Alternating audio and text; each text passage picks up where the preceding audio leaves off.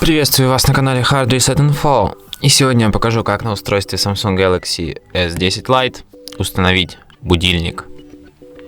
Для этого в первую очередь открываем приложение «Часы» и затем переходим в раздел «Будильник».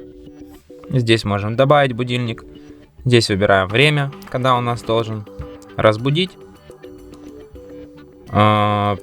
Здесь можно выбрать, по каким дням у нас будет работать будильник, по каким не будет. Можем выбрать, назвать наш будильник здесь. Можем выбрать его звук. Можем установить мелодию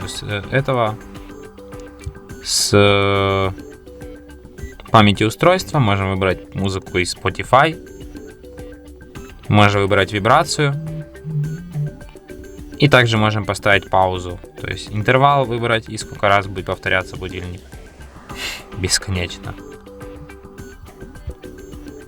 Нажимаем «Сохранить», и, как вы видите, будильник добавлен. И на этом все. Спасибо за просмотр. Подписывайтесь, ставьте лайки. И пока!